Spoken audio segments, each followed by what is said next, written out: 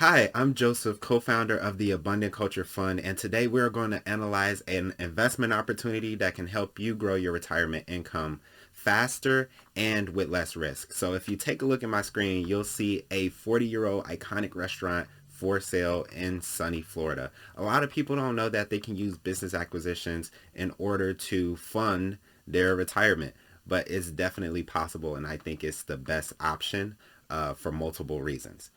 But let's get into the business. Some of the things that actually stand out to me with this company is that they have 15 employees. Like I say, employees are one of those things where the more there is, the merrier. Like the you want companies that have a healthy head count because it just allows for that business to be ran more efficiently even without the owner being there. So the reason that the person is selling is for retirement. They just want to get out of the business, and that's very, very typical. A lot of businesses are owned by, baby boomers, and they don't want to work forever. So that person is choosing to get out. Another thing that's very interesting is that this business has been around since 1980. So yeah, they've been through several recessions, several, economic downturns, and this might be the one where they're like, you know what, I don't want to go through another one of these, so they're just getting out. So they're a very motivated seller. They get excellent reviews on Google, as far as I can see. Um, and they say that they have very low rent. They actually do have very low rent at 2,500 per month. That's not bad. Let's see if it has the square footage. So the square footage is 2,200, which puts them at a little bit over $1 per square foot, which isn't bad at all. So let's actually get into the numbers here. You can see that they have an asking price of $220,000, and they have a revenue of $700,000, which is really good. There's not a lot of businesses that have revenues of over a half a million. I look for businesses specifically that have that. Um, and as you can see right here, this is an excellent teaching moment. Right here it says cash flow, and then right here it says EBITDA, and those two numbers are different. Cash flow and EBITDA are two different numbers. I'm not going to go too deep into what EBITDA is today, but it stands for earnings before interest, taxes, depreciation, and amortization. And basically, what that means is that's the cash flow that you could expect if you bought it for, what it's worth today, and you didn't use any type of outside financing in order to purchase it. That'll be approximately the amount of money that you would be looking to make off of it, the 90,000. So I usually, if they have EBITDA, I go with EBITDA first and not cash flow. And if you want to talk about that further, you can feel free to reach out to me. They have furniture, fixture, and equipment of $50,000. They have $3,000 in inventory, which I did not include in my valuation. Got to include that. So let's actually evaluate it.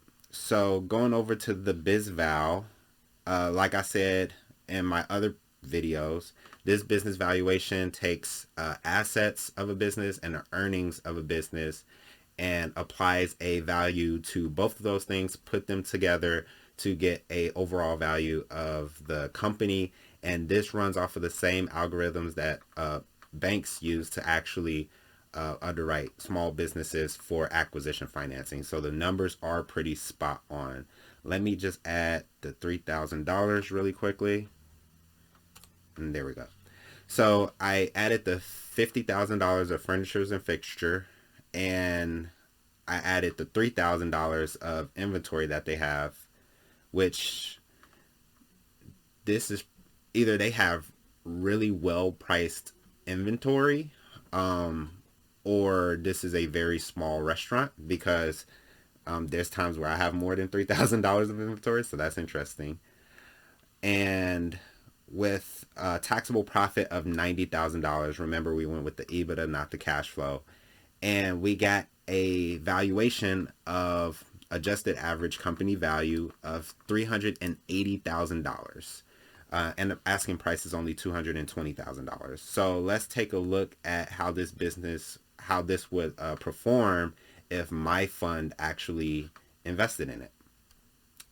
So I input all the numbers for this business, and you can ignore every number that is not color coded, which is most of them. You can ignore that. This calculator gives me all the data I need to know, almost all the data that I need to know in order to make a very sound investment decision uh, based on my fund. But there's not a lot of information that you might need to know in order just to get an idea of what's going on. So I color coded the numbers that you really needed to pay attention to. One that I did not color code that I probably should have is this one right here. The business is actually worth $157,000 more than the asking price, so that's always good. And the total investment would be $320,000 because we want to add $100,000 to reserves, some for a rainy day, and some of it to be used for the actual growth of the business. So if I invested in this business, my investors would get 21% return on their money every single year just from the cash flow. And this is without using outside financing and without growing the business. That is a very, very good return. Like I said in one of my other videos, there's a lot of real estate investors who have a hard time getting that same type of return in a value add deal that they used bank financing on. So that's really impressive.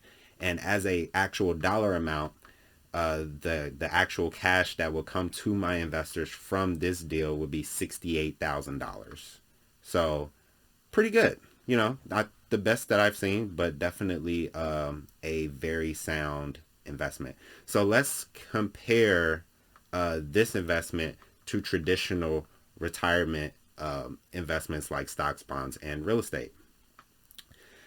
So when I'm comparing business acquisitions to stocks, bonds, and real estate, one thing to keep in mind is I'm comparing apples to apples. So I'm not using outside financing because obviously if you use outside financing on a real estate deal, you're going to net a lot more money than if you don't use it. So I'm not using outside financing for the business acquisition underwriting.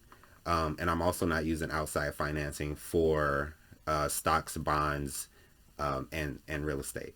So when I did research, I found that if you invested in most real estate projects, most stocks, most bonds, you wouldn't necessarily get too much more than 6% on your money as cash flow every single year.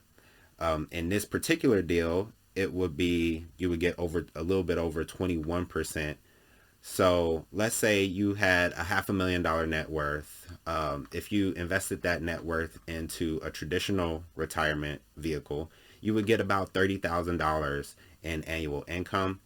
If you were able to invest that same net worth into investments within my fund, like the one we just looked at, you would actually net $107,000 every single year.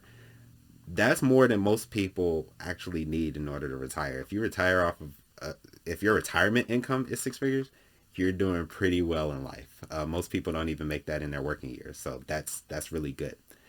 So there is a $77,000 difference between what you would make with traditional investments versus what you can make investing in deals like that inside of the Abundant Culture Fund. So you will actually make $77,000 more every single year, which is a 358% increase in income from the traditional assets to, Abundant Culture Fund assets.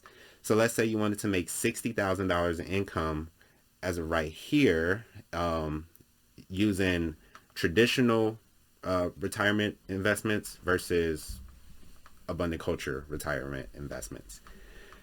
In order to do it the traditional route, you would have to invest $1 million, which is pretty significant. But if you invested in deals like that under the Abundant Culture Fund, you would only need $279,000 in order to retire off of $60,000 a year in income. So that is a $720,000 difference. So that basically means that If you invested with Abundant Culture and your goal was to make $60,000 a year in retirement income, there's $720,000 that you would not have to invest with us in order to achieve that goal, which means that's money that you can do whatever with.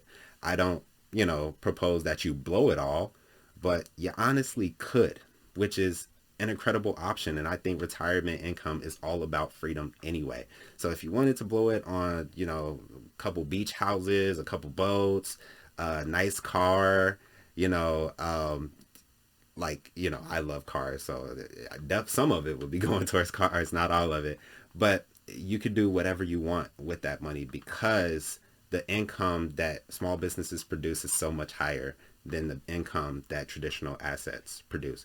So that concludes our analysis for today. I hope you enjoyed it. And if you are a person who is looking to double your retirement income in less time, with less investment, less risk, and less fees, feel free to reach out to us at abundantculturefund.com. And if you're a small business owner who is just looking to sell your business so you can focus on the next phase in your life, also reach out to us at abundantculturefund.com. Thank you and have a great day.